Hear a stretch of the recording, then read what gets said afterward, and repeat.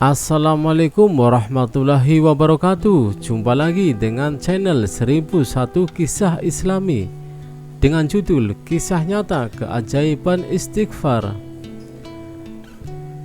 Imam Ahmad bin Hanbal rahimakumullah dikenal juga sebagai Imam Hambali.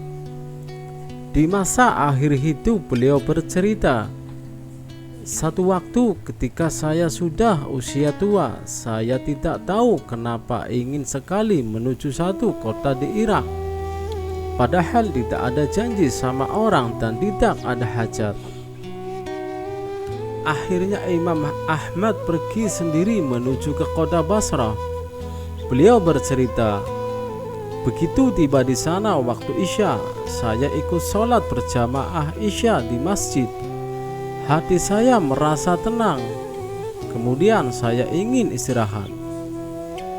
Begitu selesai sholat dan jamaah bubar, Imam Ahmad ingin tidur di masjid. Tiba-tiba marbot masjid datang menemui Imam Ahmad sambil berkata, 'Kamu mau ngapain di sini, Syekh?' Kata Syekh bisa dipakai untuk 3 panggilan. Bisa untuk orang tua, orang kaya, ataupun orang yang berilmu. Panggilan Syekh di sini panggilan sebagai orang tua, karena marbot taunya sebagai orang tua. Marbot tidak tahu kalau beliau adalah Imam Ahmad, dan Imam Ahmad pun tidak memperkenalkan diri siapa dirinya.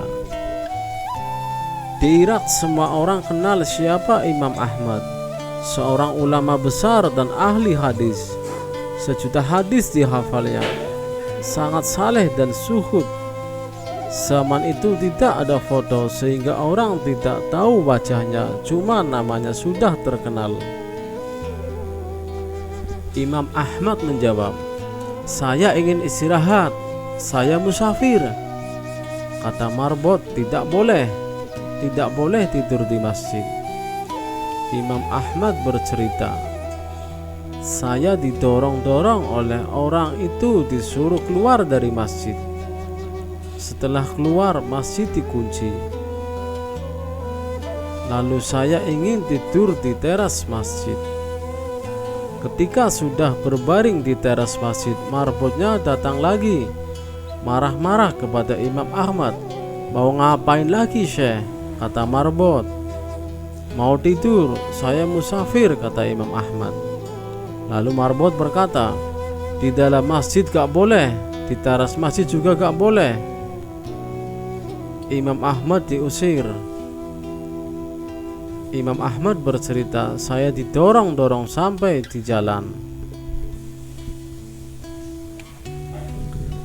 Di samping masjid ada penjual roti, rumah kecil sekaligus untuk membuat dan menjual roti. Penjual roti itu sedang membuat adonan. Sambil melihat kejadian, Imam Ahmad didorong-dorong oleh marbot tadi.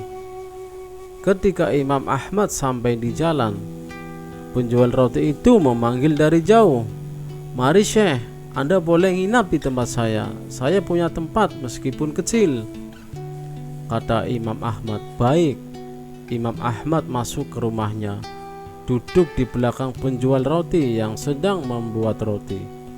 Dengan tetap tidak memperkenalkan siapa dirinya, hanya bilang sebagai musafir. Penjual roti itu punya perilaku khas.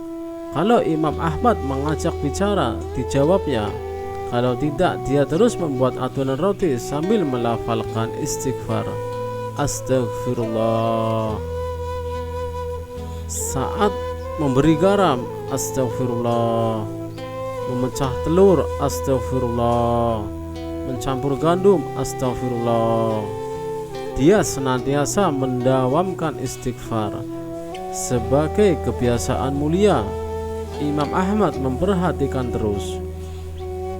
Lalu Imam Ahmad bertanya, 'Sudah berapa lama kamu lakukan ini?'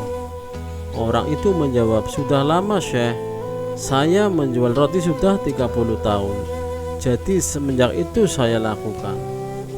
Imam Ahmad bertanya, 'Ma samaratu filuk, apa hasil dari perbuatanmu ini?' Orang itu menjawab, Lantaran wasilah istighfar tidak ada hajat yang saya minta kecuali pasti dikabulkan Allah. Semuanya saya minta, ya Allah, langsung dikabulkan. Nabi SAW pernah bersabda, siapa yang menjaga istighfar, maka Allah akan menjadikan jalan keluar bagi diri. Siapa yang menjaga istighfar, maka Allah akan menjadikan jalan keluar baginya dari semua masalah, dan Allah akan memberikan rizki dari jalan yang tidak disangka-sangkanya. Lalu orang itu melanjutkan, semua dikabulkan Allah kecuali satu. Masih satu yang belum Allah beri. Imam Ahmad penasaran, lantas bertanya, apa itu?